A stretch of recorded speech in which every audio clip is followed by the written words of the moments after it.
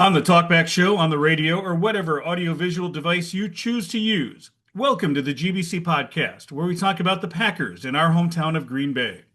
We are the official podcast of the Lot 1 tailgate party, which is at Lambeau Field every home game.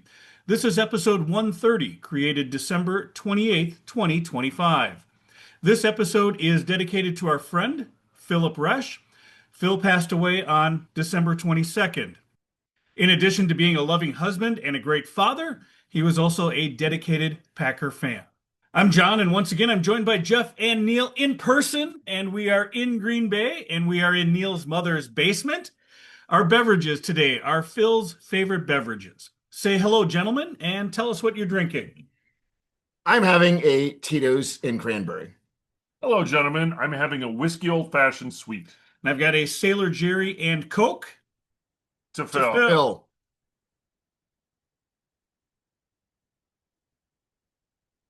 You can find us on YouTube and Twitter at Green Bay Chat and Facebook at the GBC Podcast Green Bay Chat. And just the audio is available on Apple Podcasts as well as Spotify by searching for Green Bay Chat. What are we talking about today? Well, another Saturday in Green Bay. Packers at home, taking a loss to the Baltimore Ravens 41-24, but we had a great time tailgating. Don't worry about it. We'll talk about that. And what do we have to look ahead? Locked into that 7th seed, the Packers will be traveling to Minnesota. But Neil, I would like to live, despite the results of the game, in a place where it is always Saturday. But not maybe that Saturday night. But not that Saturday night, yes. What is there to say about this game? It was just so rough as far as the defense is concerned. And when the Ravens chose to take the ball first and ran straight down the field, it's like, oh shit, we're still in the fourth quarter and overtime of the Bears game. Well, and run down the field is a theme to this whole thing. Which is disappointing because with Lamar Jackson being out, it was pretty well known Derrick Henry was going to run the ball. I know last week you were hoping that he would still have the ball control issues and fumble a bit. Yeah. He did not. He did not fumble the ball. They had no issue there. But what the hell happened to this defense if everybody in the stadium knows Baltimore is running the ball?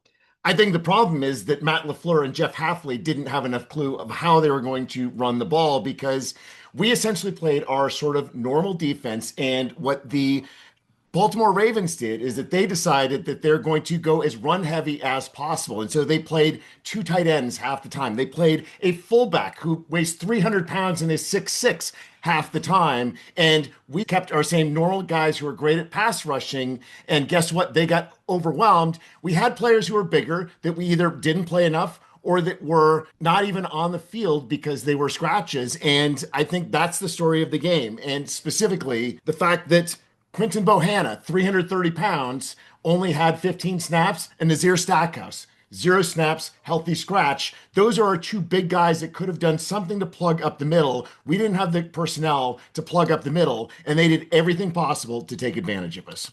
The injury to Jordan Riley early as well, taking him out of the game completely. And that hurt. I mean, you saw he was prominent. So Jeff and I were both at the game. You could see prominently that he was on the field. It's like, okay, I feel a little bit better about that. And he goes down and that did not help. But we've got a lot of players who are about 250, 260, 270 pounds, and they were no match for this strong front that the Baltimore Ravens put forth.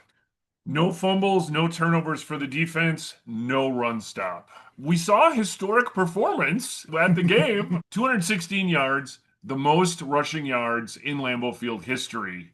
And it was by Derrick Henry last night. That's one of those stats that's in our media guide that we like having with us. And I am not rushing Jeff to update the media guide anytime soon for that one. I saw this game. I saw the good, I saw the bad, and I saw the ugly. We've touched on a couple things. Let's talk about some of the good that we saw last night. Okay. Malik Willis was fabulous last night. He did basically everything that you could possibly hope a quarterback is going to do. Only had 3 incompletions, 13.7 yards per attempt. Yeah. And the incompletions were basically throwaways. And then ran the ball, right? He ran the ball for 60 yards. Basically, whenever we needed to get some yardage, whenever he was flushed out, he gave us an opportunity to do something because, well, it was Malik Willis's arms, Malik Willis's legs, or nothing. We got absolutely 0 from our running game if you exclude what Malik Willis did. And keep in mind, he's our backup quarterback who was sick this week. He didn't practice hardly at all. He made himself some money last year. That's what I was going to say, Neil. He didn't just do what you expect a quarterback to do. he did what you expect a guy looking to earn a free agent contract to do. And there are other players on this team that are looking to earn a free agent contract. Yeah. They just haven't been that outstanding this season. But, in the 6 opportunities that Willis has had over the last 2 seasons, he has definitely shined. 6 touchdown passes, 3 rushing touchdowns, 2 in this game. Just his numbers in the games where he has filled in is phenomenal. Well, and helping him was Christian Watson. He also had a big game. 5 catches, 113 yards. That's a 22.6-yard average. And Jeff, that first touchdown was coming right at us. And it was so beautiful watching everything open up. It's like, oh, there's Christian Watson. Oh, there's nobody that's that close to him. That ball's coming right to him. Yes, yes, yes. It's like, okay, we thought that our offense was on. Okay, it's going to be a shootout against the Ravens, but we had the tools to fight in that shootout. The first drive was 1 minute and 11 seconds long for a touchdown. But that was sort of a harbinger of things to come. Packers moving the ball up and down the field on offense, but the defense just not pulling their weight here. Now, the only thing that you could say negative about Malik Willis was that fumbled snap with Sean Ryan. And, that was clearly they didn't practice together all week. And, they didn't have each other's signals together. And that was just unfortunate. But that's the thing. In the first half, if we don't go for it on 4th down. Oh, that's a whole other story. Let's get into that story right now, because we got to 2nd and 2, got 1 yard from Jacobs, get 0 yards from Malik Willis, 0 yards from Josh Jacobs. From a 2nd and 2, you should have 2 plays that are going to get you that first down. And if you don't do that, and it's your own 35-yard line, I don't care that you're down 14-7 and you think you're going to track me. You cannot go for it on 4th and 1 at your own 35-yard line in that situation. That was one of a number of errors by Matt LaFleur in this game, and a critical one. Well, I would categorize that as the ugly. And the 4th down run was another one of those shotgun runs again. I mean, come on, somebody. They had been passing the ball so effectively. And then they go to these short yardage runs, and it was completely ineffective. And that theme continued when we had those field goals that we had to settle for a field goal when we needed touchdowns to get the game together. Like all the things that were a problem against the Bears, getting close and then not being able to get the short yardage, that reared its ugly head. Again, it cost this game because we didn't have a plan for how we were going to do something on short yardage situations. And this, again, I think is a play calling situation. This is a scheme situation because the Packers put 6 linemen on the field for the first play, the long pass to Dobbs. That was the only play in the entire game where we had 6 linemen, and we only went 2 tight ends 20% of the play. So you think you've got a backup quarterback who's really good at running. We've got Josh Jacobs. You're going to emphasize the run game. You think that our game plan is going to look a lot like what the Ravens did against us, and yet we didn't put personnel on the field that were going to give the run game the best opportunity. And that's emphasized by the fact that Josh Jacobs, through 3 quarters, had 4 rushes for 3 total yards. He also had 1 short pass for 0 yards. We couldn't get anything going as far as short passes. Basically, it had to be downfield if we were going to get anything. And we were brilliant with that. Yes. But you need some balance as far as the game. And you talk about how we got worn out. Man, they had 75 plays against us. Well, the fact that we had short drives because we had big chunk plays, great passing, means that we couldn't give our defense enough of a rest. And you basically saw that throughout the game, that we'd have these great drives, and all of a sudden our defense is back on the field and winded again. The Packer running backs yesterday had a total of 7 rushes for 19 yards. And 15 of those were in garbage time. Emmanuel Wilson, 15 yards in the fourth quarter, all in garbage time. Like basically when we're trying to kill off clock so we don't get anyone else injured, because God knows we didn't need any more injuries in that game. That was the only situation where we got the ball running. And it's like, well, sure, if you want to run here, go. We don't care. I mean, when we needed to run the ball, we could not run the ball at all unless it was Malik Willis. So this is kind of be careful what you wish for, because the passing game was so successful and they did exploit that. But to your point, Neil, there's got to be a little balance here. And they just could not generate anything. Now, the downfield plays, 6 passes of more than 20 yards. It was awesome to see. It seemed like the offense was moving, but the defense, let's go to the bad for the defense. Let's just let's just do this. I mean, not only the yards that they gave up and the plays that were run against them, they had no answer. Now, on a few plays, it looked like some business decisions were made by our defensive backs. And they said, you know what? Derrick Henry's running at me with a full head of steam. I'm just gonna maybe try to arm tackle him. I am not gonna get in his way. And that's how you get 216 yards on 36 carries. And 370 yards total rushing in the game, which actually somehow is even worse. But I think, again, there were issues with how we utilized personnel in that game that really hurt us. And we had 75 plays on defense, and we had a number of players, including Xavier McKinney, Quay Walker, Edgerrin Cooper, who played all 75 plays. We had a number of other players that had a huge number of plays. Tyron Hopper, on the other hand, had 2 plays. Is this a situation where if we rotate Tyron Hopper in, we rotate the defensive line in more, we do a lot more rotation, even if they've got long drives, we're going to have enough freshness that we're going to be able to stop them when they at least get down near the red zone? Because a couple of stops could have made a huge difference where it's a field goal instead of a touchdown. It's just they kept going with 7-yard play, 8-yard play, 9-yard play, time after time after time. Again, that's how you get to 30 first downs in a game. Do you think that Jeff Hafley was trying to cover up or perhaps help out the cornerbacks by not loading the box with 9 guys selling out on the run, leaving a couple cornerbacks out there just to get toasted? I mean, is there something to that? Why did they not? This is the case. It's a backup quarterback. You dare the backup quarterback to beat you. Yeah. You don't let their best offensive player beat you. You dare the backup quarterback to do the job. Yes. I think Jeff put in a terrible game plan so that he didn't get punked as a head coach for next season. He intentionally did some sandbagging here. And there was a point, though, in this game, Neil, even though we get to the point where we're down only 27-24, but you look at the Josh Jacobs numbers. You have to presume that there's a point in this game where LaFleur said, we're just not putting in the entire effort. We're going to keep it vanilla, that they've got to hold something back. The injuries is a big thing. And the fact that you didn't absolutely need the win. Yes, it would have been great to play for the win for the division title. But John, why not just give Emmanuel Wilson carries? Why not give Chris Brooks? Why not do something? Like if you're basically giving up, kill more clock. So you're not having your defensive players out for 75 plays. Yeah, so Xavier McKinney, he was the leading tackler. Your safety, he had 13 tackles. Yeah. He's got to be just freaking tired today. I mean, he played well. Quay Walker, 12 tackles, 1 sack. So barely, if you count that, if you count a 0-yard sack as a sack, the NFL does, but I don't know that I would because it's not impacting the game. It's no different than an incompletion. Yeah. Edgerrin Cooper, pretty solid game. He was the 3rd leading tackler with 10 tackles. But you're right. Rotate some of these guys. If you're throwing up the white flag, don't keep playing or overplaying, you could argue, your starters. Speaking of Edgerrin Cooper, how'd your jersey work out for you? I love my Edgerrin Cooper jersey. It's a lovely jersey to have, and I'm looking forward to wearing it many times again in the future, and him being somebody who eventually gets onto that Ring of Honor in Lambeau Field. Now, you had been wearing, though, the Lucas Van Ness for quite a while. He actually had a decent game yesterday. Is it possible that maybe a guy plays better when you don't wear his jersey, Neil? I mean, Lucas Van Ness played better, I would say, in the second half. I would not say he had a good first half.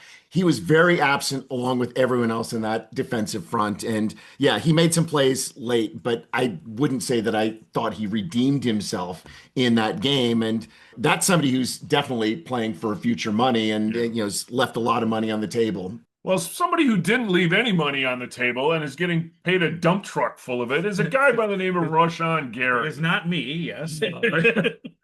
What happened to Rashawn Gary? I mean, he can't be on this roster next year. But he's also losing money next year because you figure, well, you cut him because it's a salary cap situation. No big deal. Like he's going to sign for somebody else for 10 million, 15 million, whatever. He is not signing anywhere else for any significant amount of money. And I don't know, maybe he thinks he has enough money and doesn't need to do anything else. But what a disappointment of a game. Yeah, when Micah Parsons gets hurt, he's got just a golden opportunity to showcase this because before Micah got here, he was sort of our guy. We paid him, we hitched our wagons, and just disappeared. No tackles, no pressures, and some of his efforts have been, well, marginal at best. I think one of the things that's most noteworthy about what players are stepping up for the future is the locker room interviews afterwards. So basically, the locker room clears out after the game, and there are only a few defensive players who stuck around. There are 3 that were around and specifically quoted that it was embarrassing: Edgerrin Cooper, Evan Williams, and Lucas Van Ness. Yeah. those are the people who said, okay, I'm taking responsibility for my action. We need to get better in the future. Those are the people that I want at the core of my Yeah, defense. they were embarrassed, but that is good to see. So you know that there's a presence in the locker room where somebody does still care. And those aren't the only three, Neil. I mean, in addition to that, Javon Bullard, he's upset. He's visibly upset. And he says, hey, we got to fix that shit tomorrow. He knows this cannot stand. And he's saying, if we want to get past the wild card, we've got to play better. They don't want to be back in Green Bay. They certainly don't want to be a one and done playoff team. And Bullard and Williams and yeah, it's great to see the defensive players doing this because they're recognizing it. But now you go back to your question, Jeff, about Halfley, our defensive issues in the past. What's going wrong here? I'm going to go back to what I said earlier that we've got to make sure that we are matching what the other team is doing. We're not a defense that can just say, this is how we play defense. We're going to impose our will. We knew going in that the Ravens were going to have this run-oriented game plan. And again, they had 2.16 tight ends or fullbacks on the field every play. They were essentially averaging over 7 players that were capable of doing line-type play in that game. And we kept our biggest guns, our guys that were 330 pounds, either played minimally or didn't play at all. And that's an adjustment. And so one of the things that was noted as far as Jeff Halfley adjustments is on the first drive of the second half. We actually did go with 5 defensive linemen for that first drive. Well, guess what? We stopped the running game on that drive, and you've just got to take that risk. And they did the risk occasionally, but we needed to make those adjustments a lot sooner than we made those adjustments. Okay, let's talk about a couple other strange things that happened last night. The Packers didn't punt again for the 3rd time this season, and they lost again. That's a big stat that a lot of people like to throw out there online. And honestly, I don't know that it means anything. It's such a different concept right now. You're going for it on 4th down. So you have turnovers on downs. Obviously, whether you're scoring or not scoring. I don't know. I don't think I make as big of a deal out of this. It's great, yeah, when you are a winning team and you don't punt in a game, but to be the losing team who doesn't punt, Neil, what do you think? It means that you made mistakes on drives, right? Yeah. I mean, we scored a fair amount, but we again had red zone issues as far as having to kick field goals when we needed touchdowns. But we had an interception, we had a fumble, and we had the failed conversion on downs in our own territory. And, those are why you didn't have any punts in that game. So I agree to a certain point that I don't know why LaFleur went for it on that 4th down on the second drive. That's the one that just drives me crazy because there was no need for it at that point. We could pin them back, take advantage of Daniel Whelan, have them start at their 15-yard line and make them go a long distance. And they may do it anyway, but they're going to wear themselves out as well. And I'm amazed that Derrick Henry had as many runs as he did. His legs are going to be tired today as well. It's not like we have a terrible punter either, right, Jeff? That's right. Yeah. Well, speaking of punting, let's talk about the asshat, shall we? Again, this theme of good, bad, and ugly. So the good, there were no asshat holding penalties or any asshat penalties at all last night. The bad, McManus, the one time he kicks it in the end zone for the touchback is an advantage to Baltimore as the second quarter draws to a close. He was doing so well. And then thirdly, our kickoff return game. Neil, you and I both saw it. Emmanuel Wilson took one of the kickoffs, and I don't know if he knew he was on the field to play. He kind of stopped. He looked at the ref even as if, oh wait, I guess I've got to take it out. I'm on the 3-yard line, and he had to keep running it out. So consistently, our return game, we're getting 20 yards. So we were starting between our 20 and 25 oftentimes. And the other thing is one of the kickoffs, it was going out of bounds and probably through the end zone as well. And we returned that one as well. And it's just like a lack of awareness, which can only say they're not practicing it enough or they're changing people so often that the guys who are catching the ball aren't getting enough feel of what they should be doing in a given situation because we leave that ball go out of bounds. We get the ball at the 40 instead of like the 22 or wherever it was that we got it. And as far as the kickoff, it's a minute 24 left in the first half. We have just pulled it closer and we're going to get the ball back. If we hold serve there, we get the ball back. We could go ahead in the first drive of the second half. And instead of doing that, we give them the ball at the 35-yard line for no reason whatsoever. And those yards would have made a difference. So first of all, it had taken a few seconds off the clock. Yes. And then on top of it, they started at the 25 because we'd actually been doing okay for kick coverage in the game. And all of a sudden, they need to get an extra 10 yards. And they scored with just a few seconds left in the first half. Like, I think that's at best a field goal if they Yeah. have to start 10 or 15 yards back. And that's excluding the Evan Williams penalty that also gave them the extra time and the extra distance. Like it was errors that gave them the touchdown. And that's what really felt like a backbreaker, is being down 27-14 at halftime instead of, say, 20-14 or 23-14. So let's talk about then a little bit perhaps of the Lambeau mystique. So Baltimore puts 27 points up in the first half in December. The fans were loud. Tailgating had gone great. But is there this Lambeau mystique? Is it kind of waning again? I think it's been gone since the Michael Vick game in the Yeah, no. I agree. Yeah. That yes, it's great to be at home, but I don't think that teams are intimidated to be in Green Bay like they once were. I think as field conditions change, the way that that field is maintained, I think it's one of the better surfaces in the league, and everybody can actually play pretty well on that field in inclement weather. You know, it was still a pretty mild night there. Yeah. Yeah, you didn't have to wear gloves. You know, I wore a hat just because I had it in my pocket and didn't want it sitting back there. It was definitely a night that was mild, but you know, we also had the disadvantage that we're playing a Ravens team that is used to these conditions. Yeah. I think if we had Jared Goff and the Detroit Lions there, it's a different story last night. I think there is an advantage against those warm weather teams or dome teams. It's just that's not who we actually played. Right. And at the end of 3 quarters of play, we've got a score of 27-24. Now, this is a spot where we feel like we are in the game. As we said, winning this game, winning the next game can win you the division. So there's still hope that things are going to go well here, despite the good, bad, and the ugly. Jeff, there's still some hope out there, Neil. It's good for a little bit in the fourth quarter, right, Neil? It was good at the start of the fourth quarter for sure. We had a really good third quarter overall. First of all, we beat the Ravens 10-0 in that third quarter. At the end of the third quarter, we're only down 3 points, 27-24. If we can get some sort of defensive stop, we've got the situation where we can go ahead. By the end of the third quarter, we were actually only down 1 yard in total yards to the Baltimore Ravens, 312 to 311. We had 152 yards in that third quarter. Malik Willis, 139 yards and a rushing touchdown. We did so many good things in that third quarter that set us up for, maybe we're going to do to the Bears and to the Broncos what happened to us, that we're going to be the team that comes back in the second half. And the crowd was absolutely into it until we just couldn't make the stops. That started in their last drive of the third quarter and then continued on from there. They score the touchdown. Being down 10 points isn't insurmountable, but just something about injuries with this team, and it comes back and just kills us. It was really unfortunate because Malik Willis continued. He was making another really good drive. We got to the Ravens 30-yard line, and then Malik Willis goes down, and you saw him sprinting out to get to the tunnel, and that was just like, oh, shit. And he didn't get hit on the play. So there's some speculation there. So when I watched it, you know what it feels like to throw your arm out. He probably had a little bit of maybe residual pain from the week before.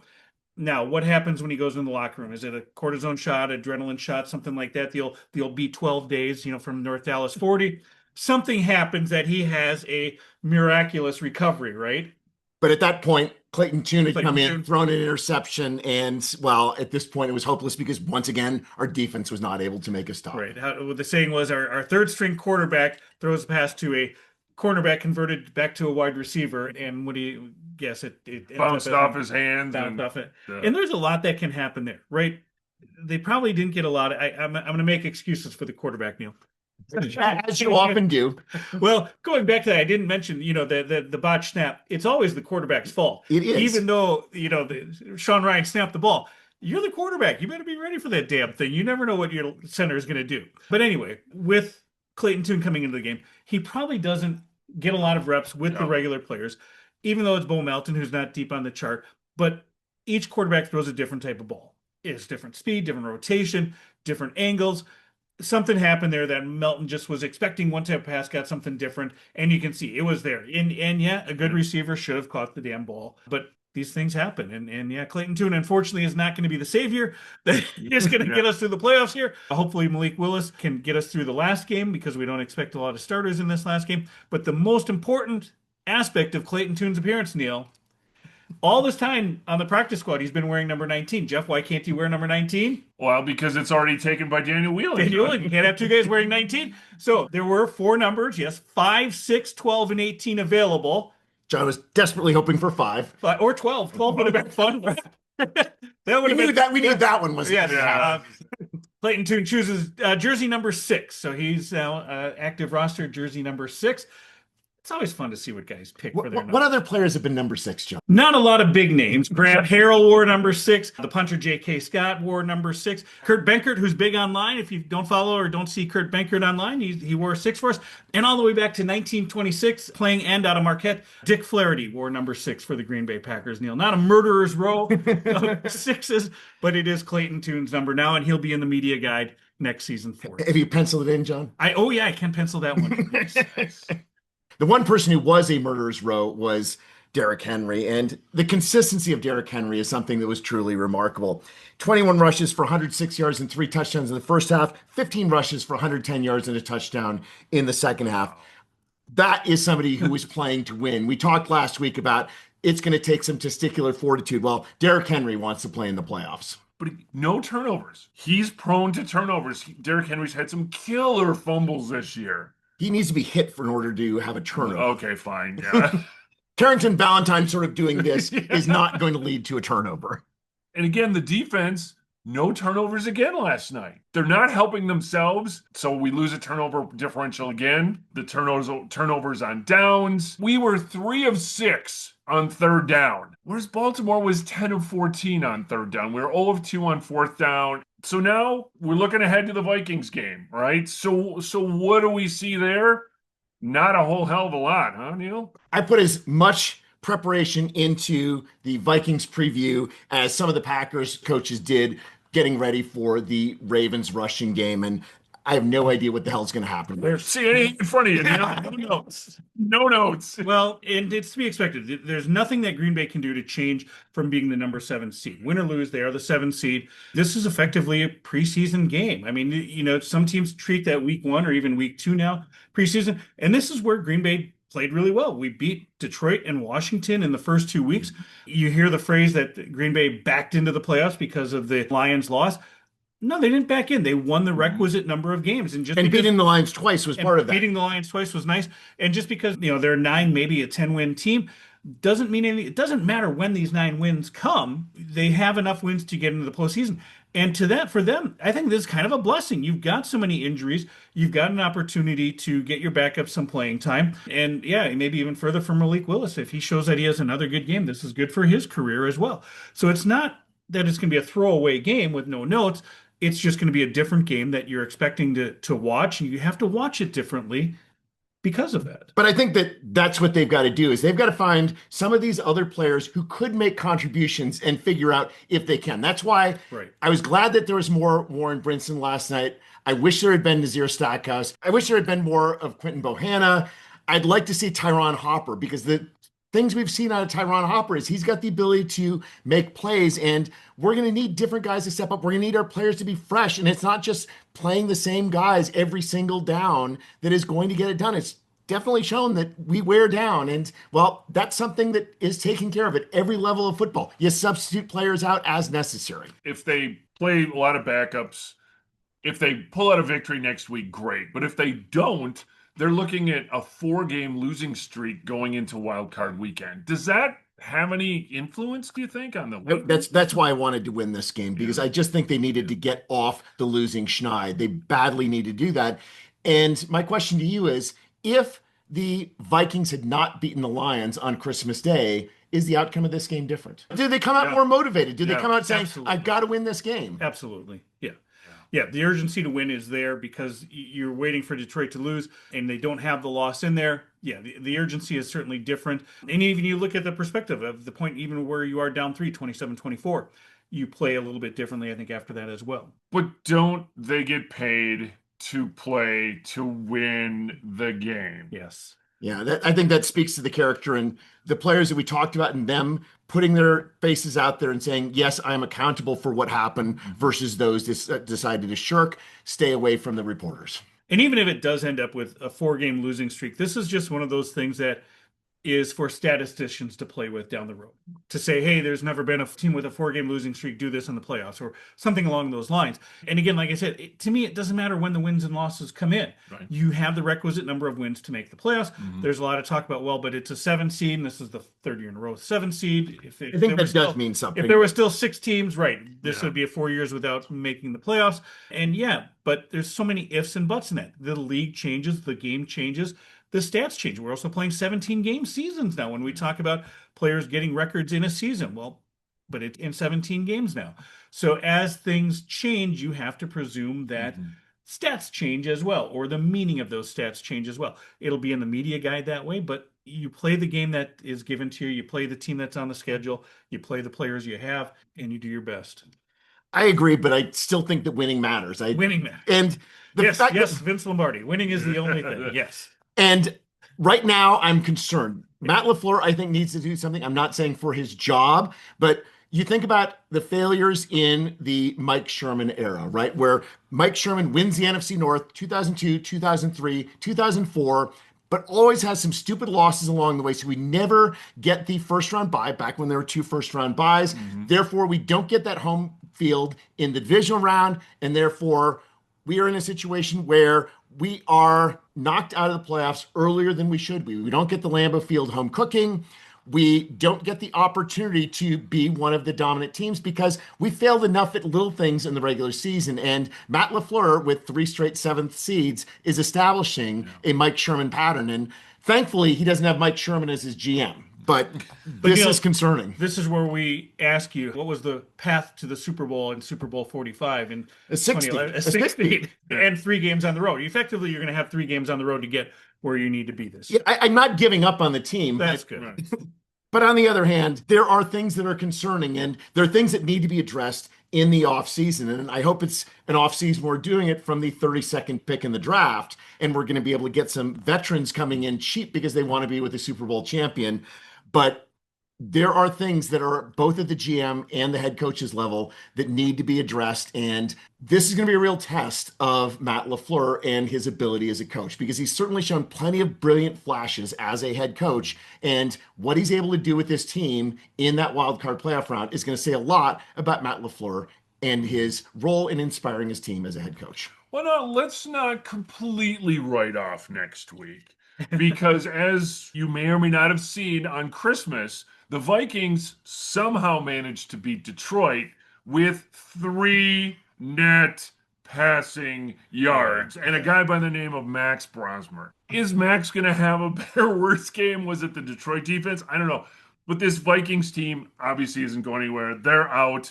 They're playing for pride as well. So we're looking at a pride with maybe, second, third string quarterbacks, and it's going to be a rock fight. I think the first team to 10 is probably going to win. Hey, but those I've got more faith in our offense. But the other thing is that we're now in a unique situation in the NFC North, that there actually are 4 really good coaches in the NFC North, and Kevin O'Connell is going to have his team prepared, and he's going to let the players who are playing for something know, hey, this matters as far as we're going to do with you next year, if you're even going to be back here next year. And even take somebody like JJ McCarthy, who is a possibility in the game. Like, okay, do we bring in, say, a Malik Willis as a veteran to compete with JJ McCarthy? That could be dependent on sort of what McCarthy's attitude is and performance level is.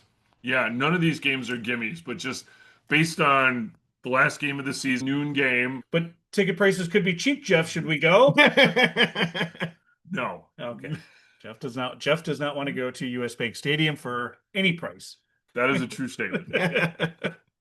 So with the 7 seed, it does mean that Green Bay gets to play some meaningful football in January, which is always important, right? They're one of 14 teams that get to play a meaningful football game in January.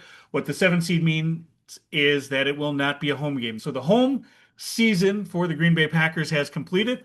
That means that last night was our last opportunity for tailgating. It was a night game. We had the disco light going. Yes, you did. It was good weather. It was. And we had a good crowd and not a lot of Ravens fans. We haven't talked about that. The Baltimore, I think this is one of those things where if you're a Baltimore fan and you were planning on going to the game, you would have made a plan to go, but you weren't going to show up last minute because ticket prices had come down. So a smattering of Ravens fans. There were some, and they were loud. The one thing that was interesting from a fan perspective is the ones that were there were definitely big fans. Like, for example, during the national anthem, when you get to "Oh, say does that Star Spangled," so "Oh," in Baltimore, the fans will scream out "Oh" because of the Baltimore Orioles, and they do that for Ravens game as well. And when they got to that part of the national anthem, you heard a fair number of O's that were shouted out by the Ravens fans, and definitely they made some noise near the end of the game as well. But yeah, not a whole lot of them there. Yeah, but a good crowd that came through, and your whole family was there. My family came, my wife and my girls came. Jeff, you were there. We saw a lot of friends. Again, the Lot 1 tailgate party is just it's that much fun that it is open to all fans. We want everybody to have a good time as they come through, visiting fans, home fans. And if you're coming back to Green Bay and you want to know, hey, where do I find people? Ideally, they're hanging out. I got to start coordinating you guys to come at the same time because it's so often I say, oh, you just missed so-and-so by a couple of minutes. It's like, but one person comes in, the other person leaves. But again, to Scott's credit, he's been doing the Lot 1 tailgate party for over 30 years. He looks forward to continuing to do it. We've got a great spot. We've got a great reputation. We've got a great beverage and a lot of good people that come around in the Lot 1 area that join us as well. So it's good to have that, just something to kind of latch onto. And that's not to say we're the only one. There are other ones. Lot 3, Kyle over in Lot 3, the Lambulance is over in Lot 9. You got the houses on Shadow Lane. There will always be tailgating in Green Bay. It's just a great game day experience. So be ready for the schedule to come out for 2026. We know that we'll have ideally 9 home games plus the preseason game. And playoffs. And then, yeah, we'll have some home playoff games next year. Yes, Neil's already put that one in the books for us. Terrific. So tailgating will happen again. Don't worry about the loss last night. But there was also a sort of a finality to all, right? When you go to Packers games as a season ticket holder, you know the people who are around you. And so we've got the people that are around us. And it was just like, it's always great to see them. I don't interact with them in any other portion of my life, but I see them at the tailgates. We did the move those chains. And, there's I guess I'm not seeing you guys until September again. Right. And, there's a finality associated with that. It's sad leaving Lambeau for the last time in the season. But we'll do it again. Indeed. We'll have training camp. We'll have shareholders meeting for you to go to. Preseason games. We're gonna have a Super Bowl. We're gonna have a Super Bowl victory. We'll have a Super Bowl parade coming up as well. Neil's put that one in the books for us too. If you're watching us on YouTube, please leave a comment, hit the subscribe button. It's free to subscribe as well. You can follow us there. Also, you can find the GBC podcast at Green Bay Chat. That's all one word, Green Bay Chat. We are on Twitter, Instagram, TikTok, Snapchat, Blue Sky, Apple Podcasts, Spotify, Facebook, just about anything that's a social media account. We've got one set up. You can find us there. Please follow us on any and all of those social media platforms. Again, as we dedicate our show to our friend Phil, may you fully appreciate the magnitude of your impending good fortune. Thanks for joining us. Good night. Good night. Phil, you're a great one.